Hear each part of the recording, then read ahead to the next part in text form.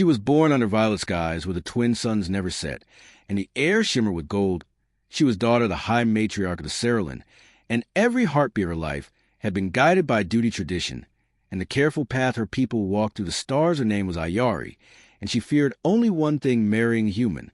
The Alliance Treaty was ancient and ironclad 4 generations ago when Serran ships first passed through Terran space. The humans were unpredictable, loud, emotional, and despite their fragile bodies and short lives, they burned brighter than any species of Serran had known.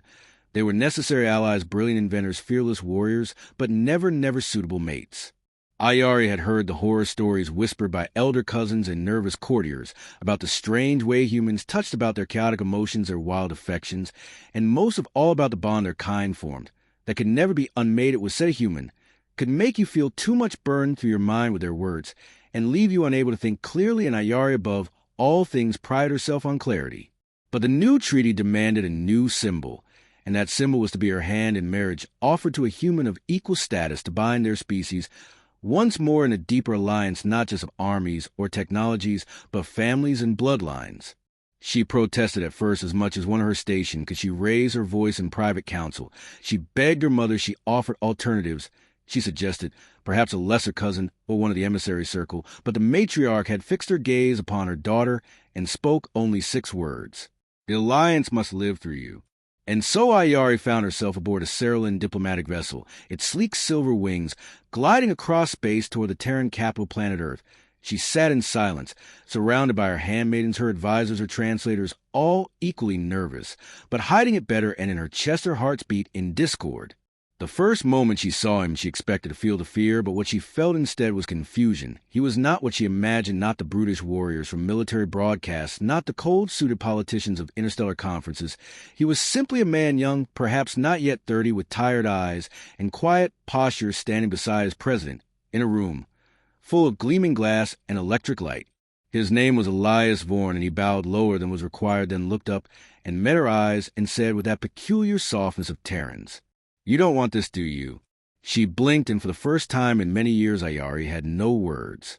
They were given 7 days to decide the final term, 7 days of ceremonial meetings, ritual greetings, meals laced with traditions older than both their people. Ayari watched Elias through all of it, expecting the moment his mask would slip, expecting him to act the fool or the beast or the romantic idealist. So many Terrans were. But he didn't. He was quiet, always listening, always asking the right questions to her advisors, to the historians, to the cultural officers, and once even to her, when they were alone in a garden. "Do you like stars?" he asked simply. She turned to him, surprised that he would choose such a soft question, and nodded. "Good," he said. "I think you should always marry someone who likes what you like." She stared at him, wondering what angle he was playing, what strategy this was. But he didn't press, didn't continue, just smiled faintly and looked up at the sky. That night she asked her translator what they knew of Elias Vorn, and the answer made her pause. He was not born to power. He had earned his place through negotiation after negotiation, first on Earth, then on Mars, then in the outer colonies. He had ended 2 trade wars before they began, and once walked into a pirate fleet unarmed to negotiate the release of hostages. But he rarely spoke of it and never sought praise.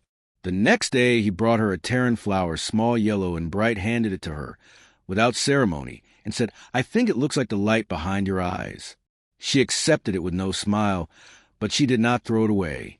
The 3rd night they were allowed to walk without guards and without advisors, and he led her through an old Terran forest alive with strange chirping creatures and moving air, and he told her stories not of politics or treaties, but of his sister, his first dog, the way he used to sneak into the library as a child and read about the stars. "You don't speak like a warrior," she said at last. "I don't fight," he answered, "unless I have to, and even then I try to end it fast." "And if I fight you?" she asked. He turned, looked at her, then said simply, "Then I hope you win." It was the first time she laughed in 3 months. By the 5th day she began to feel something alien inside her, a flicker of something illogical, attention that tightened not in her limbs, but in her breath. When he smiled, a strange silence that filled her mind. When she thought of him alone, it was not love, she told herself. It could not be. It was merely comfort, adaptation to surroundings, temporary illusion. But on the 6th day she found him outside the embassy hall, hands wrapped in gauze of practice, sword lying nearby. "You fight," she said, confused. "Sometimes," he replied quietly, "when words fail, and I'm afraid words might fail when the Senate tries to void our union." "Why would they do that?" she asked. Because some fear peace and some fear what a Cerulean princess might do to a human heart. And what would I do, she whispered. I don't know, he said, but I'd let you. That night she dreamed of him not in her arms, but beside her standing quietly, as he always did, not claiming her, not commanding her, but waiting, and in the dream she reached for his hand, and he took it without surprise. On the 7th day she stood before the council dressed in the white of union, her pulse steady, her mind silent. And when asked if she accepted the bond, she looked across the chamber at Elias, who stood alone, no advisors, no family, no one but himself. She remembered all her fears, remembered the stories and the warnings and the myths, and then she remembered the flower of the forest, his voice, when he said, I hope you win, and she answered simply, yes. He smiled, but only with his eyes. The union ceremony was long, filled with firelight and shared breath and the binding of palms, and when it was done, Ayari stood beside her human husband and felt no fear. In the days that followed, she watched the shift in her people's stance, watched their eyes, as they saw her not as a symbol, but as someone who had made a choice, and in the humans, too, she saw something else, a flicker of awe perhaps at the alien woman who had chosen one of their own. Their nights were quiet at first, filled with slow words and tentative touch. He never rushed, never pushed, never assumed, and Ayari began to understand the stories differently, not as warnings, but as misunderstandings of things that made humans dangerous were also the things that made them beautiful.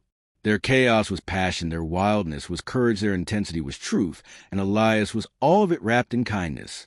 One night, as they lay beneath the soft blue canopy of a cerulean sky, she turned to him and asked, do you still think words will fail? He smiled and kissed her forehead softly. Not if I say them to you. And so the alien girl who once feared the human bond now feared only one thing, losing it.